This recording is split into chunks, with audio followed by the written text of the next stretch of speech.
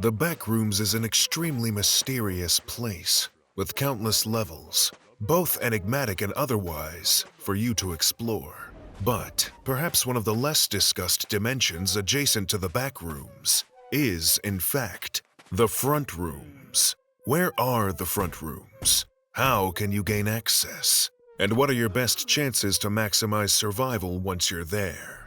Don't worry, we can help you here. And the Frontrooms is likely an area that you're extremely familiar with. In fact, chances are, if you're watching this video, you're probably there already. Pretty much everyone who no-clipped into the Backrooms did so from the Frontrooms, and almost anyone who spends long enough being chased through the Backrooms by monstrous creatures and inhospitable environments will start to pine for a place in the Frontrooms again. But don't let that fool you, wanderer. Danger abounds in the Frontrooms, and we'll tell you all about it. The most common way to enter the Frontrooms is via birth. You will enter the Frontrooms as a small and defenseless baby, incapable of speech, independent mobility, and complex thought, a state that will remain for generally at least a year. At this point, there are certain ways to increase your chances of having a successful time while inside the Frontrooms. Being born into a wealthy and loving family gives you the best chance at rising to the top in the Frontrooms, as does being born physically and mentally healthy. Of course, being born poor, unloved, weak, and sickly does not entirely preclude your chances of being successful here, but it will make survival harder, especially considering it's extremely hard to find almond water here. The Frontrooms is also far more variable in locations than your typical Backrooms level, enigmatic or otherwise. If you're lucky, you'll be born into a relatively temperate climate, which can support a wide variety of plant and animal life, which you will depend on for food in the Frontrooms. Though, of course, you may also be born in an area full of arid sands and blistering heat, where little to nothing grows, or bitter cold, or constant floods. These will make the risks of early death via famine or natural disasters higher, and thus are considered more dangerous areas to inhabit. As time goes on in the Frontrooms, finding places that will provide ample food will become harder. So if you plan to visit there, the best time is now. The more time you spend in the Frontrooms, the more you will begin to accrue skills and abilities. As you go from being a baby to a small child, you will develop motor skills, the ability to communicate verbally, and more complex reasoning. If you're lucky, of course, as none of these are given in the Frontrooms. Just as, if you are lucky to be born into the right family, in the right area, you may be able to attend school as a child. Those who are less lucky may be forced into a childhood of hard labor, making products for the children who are lucky overseas. Or if they are unlucky enough to be in a war-torn nation, they may be forced into a life of chaos and violence. Which of these you get is dictated largely by chance. Those of you who do go to school in the Frontrooms will experience new forms of challenge. You will need to adapt to a challenging social environment, separated from your caregivers, befriend other strange children, while also navigating the early years of education. The older you get, the more subjects you will be taught, and the more you need to remember. Midway through your middle and high school experiences in the Frontrooms, you will find yourself suddenly nerfed by an anomalous effect known as puberty, which will cause radical changes to your body and mind that are extremely distressing to undergo firsthand. Despite your mind being a pile of chemical chaos at this stage, it is extremely important that you remain highly intellectually curious, and also that you choose a subject you're passionate about. That can be formatted into a reasonable goal to pursue. Perhaps you'd like to be a scientist, or an academic, or a business owner, or an athlete, or someone who works in the creative arts. Whatever the case, it is best to decide early and apply yourself for maximum success in the Frontrooms. This area highly prizes intense specialization, as here, you are but a cog in an extremely large machine. From here, you will get your first taste of the suffocating bureaucracy that defines much of adult life in the Frontrooms. Your love of learning, if you've been wise enough to develop one, will be quite literally put to the test by endless standardized tests that focus more on shallow memorization than true deep engagement, memorization that will oddly fade as soon as you graduate high school. But before then, you will need to work hard and take on as many extracurriculars as possible to increase your chances of getting into a good college, which will increase your chances of success later on. If you are accepted into a college, you will likely finally leave home proper. And, despite telling all of your good high school friends that you will stay in touch with them, you will likely forget most of them and drop contact. In college, you will learn independence that will come in handy later. You will eat a lot of bad microwave meals and do things you will later come to regret. You will learn things and accrue a terrifying amount of debt that will likely follow you throughout your adult life. You will wonder if all of this is for you, but fear that perhaps it is too late to alter your course now.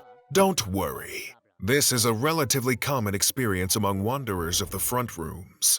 You won't be the first or the last. If you're lucky enough to not crack under the pressure or experience some personal tragedy or act of God that forces you to drop out, you will graduate from college with a degree after a few years. To increase your chances of getting some more specialized jobs, you may need to spend even more time in college and accrue even more debt. It's important to know that this process will not actually ensure you will get a job.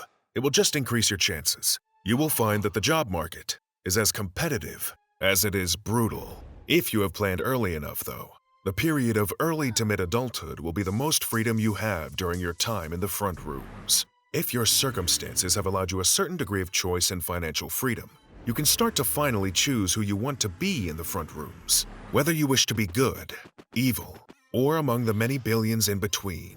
You will need to seek a job that suits your skills and temperament, if you're lucky. Or if you're unlucky, just something that can keep your rent paid in the cheapest place you can possibly find, where cockroaches crawl the walls and you can hear gunshots outside every night. You will eat whatever cheap food you can afford from the local places. You will learn about paying taxes, from income to property. Life will get very complicated for you. Once again, don't worry. This is a relatively common experience in the Frontrooms, and it could be worse, couldn't it? There are so many out there that are starving, so many that are dodging bullets and shells in war-torn hells, so many wondering if or when the next meal will come, in areas stricken with famine and political unrest. And what are you afraid of? A little red tape? A little uncertainty? Boredom? Money troubles? Does it really matter? You find yourself a dead-end job that pays the ever-mounting bills, and spend most of your day just mindlessly scrolling the internet. This isn't how you imagined your life in the Frontrooms would turn out at all. What happened to that little kid with big dreams? That's when you first hear about the Backrooms, and your obsession begins. It's such an enticing concept to you that there's a whole other universe out there, filled with limitless potential. Of course, it's filled with horrifying monsters and reality-bending locations, but there's no denying your fascination with the place. A fresh start. You needn't worry about your job, or your debts, or your ever-mounting pile of disappointments. You could become a real survivor. Every weekend from then on, you start searching, almost as a joke at first, like geocaching or urban exploration. But deep down, you know you really want to escape. That's what you're searching for. Every late night you spend reading the forums, hearing the stories of the people who've passed over, and what their life is like on the other side. How so many of them pine to be back in the Frontrooms like you, and you just can't help but laugh. What kind of fool would ever want to be trapped for life in the Frontrooms? So you keep searching, pouring every spare moment you have into it, as days, then weeks, then months, then years slip through your fingers. When you pass by mirrors, you're startled by how old your reflection looks. That can't be right, can it? There must be some kind of anomalous effect in play. Life in the Frontrooms can't move this quickly. Maybe you just need to search harder. So much harder that it doesn't even matter how fast life is passing you by. It'll all be worth it when you finally find your way to the Backrooms. But what if you never do? Of course, millions of people find themselves trapped in the Backrooms every year. But what's a million in the face of 8 billion? The odds are still hopelessly against you.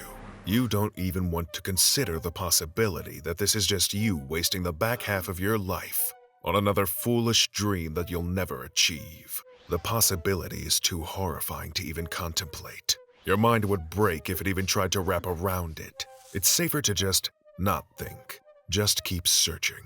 But those years turn to decades in the front rooms, and you don't find anything. Years and years of spending weekends in abandoned buildings, looking for the darkest wall, trying to figure out what on earth a glitched chair is, so you can find one and interact with it to no-clip into the back rooms. But that doesn't happen. Instead, you suffer the same fate that many people dropped inside the front rooms do. You just get old. Due to the failing economy, you work into old age and retire with little, while your mind and body begin to lose their acuity.